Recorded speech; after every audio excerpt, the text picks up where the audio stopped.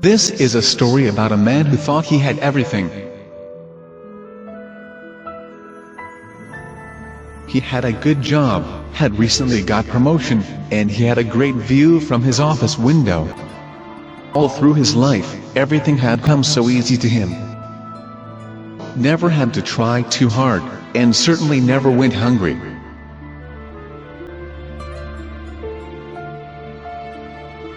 He had never had to struggle. Work was a comfortable place to be, he had friends in the office and there was little pressure. The economic downturn had passed him by. He had a beautiful wife, 2 great kids and a comfortable home. His family life was happy and everything looked good for the future materially.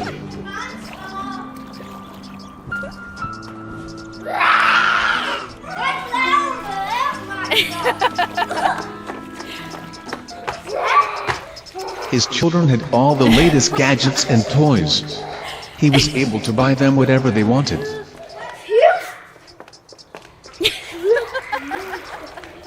Oh yeah! Oh yeah!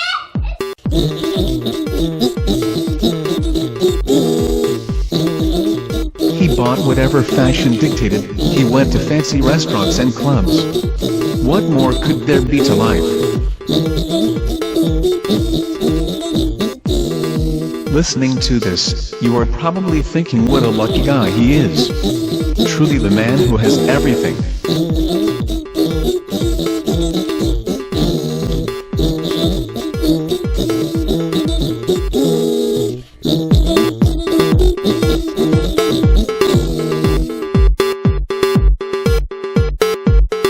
But what you, and nobody sees, is the man when he is alone.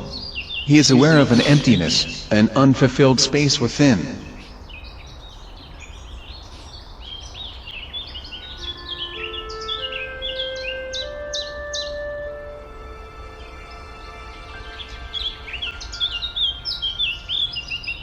He feels powerless, ashamed that he is so weak. So he goes for a walk, or drives his car. This is how our story begins. Tonight has been particularly bad, and our man has resolved to go to the city tomorrow and find what will bring him happiness. Maybe he needs a new cell phone, or even that Harley he has always dreamed of.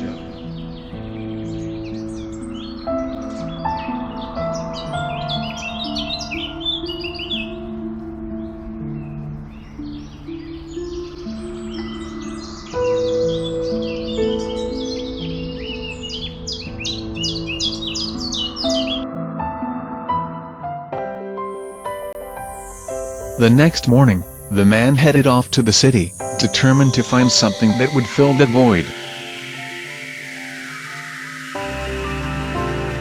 Headed towards the city, to visit the shopping mall. Determined to find that elusive something.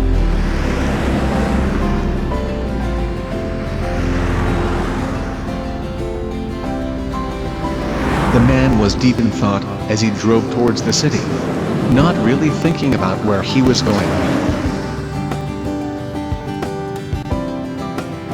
He followed the highway towards the city, but then he found himself driving along unfamiliar streets.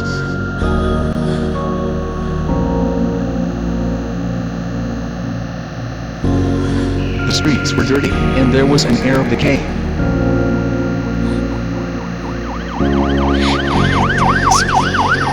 The people who lived here lived a very different life to his lifestyle.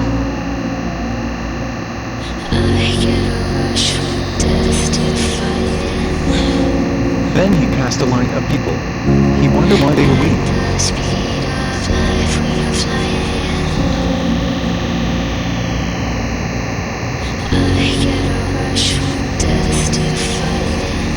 He decided to stop and find out what made them wait there.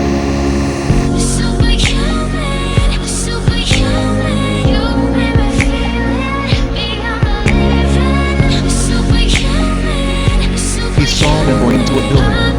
He would go and see what the building was.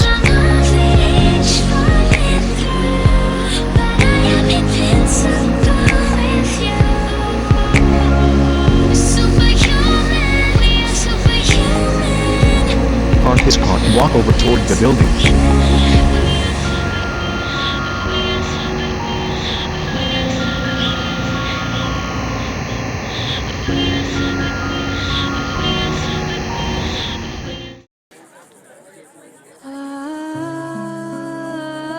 As he approached the building, he saw the line of people were waiting by the door. He would ask them what the building was.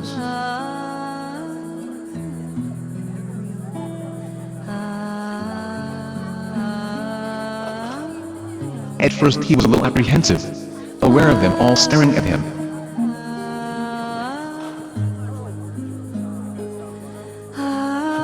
But they were just curious and wanted to know why he was there, and who he was. Soon he relaxed and asked them questions, learning about their lives. So different to his. He had never really spoken to people like this before.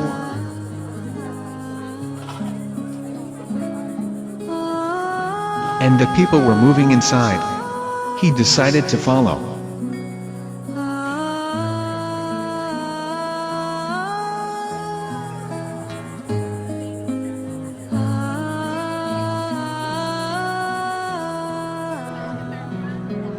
Inside there were people sitting at tables, chatting and laughing.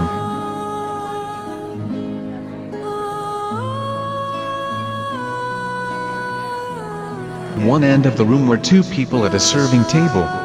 The food had not yet arrived, so he went to chat to them.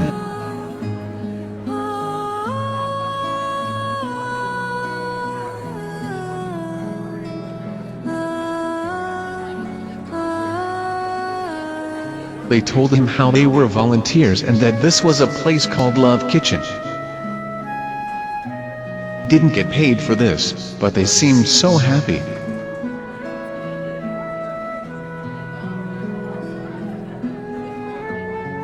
They suggested I went to talk to some of the people. They said I will soon understand what gave them so much happiness.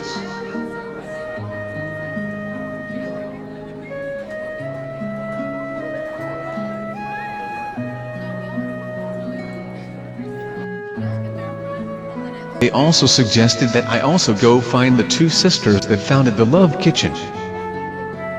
My daddy taught us, number one, he taught us there is but one Father, and that's the Heavenly Father. Number two, he taught us there is but one race, and that's the human race. Isn't that beautiful?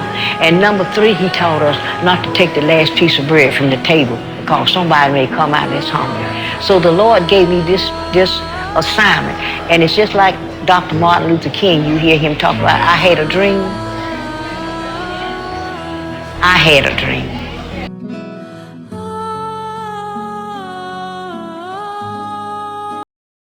Those words changed my life, and I have filled that void in my life. I found out the joy of becoming a volunteer and helping the community.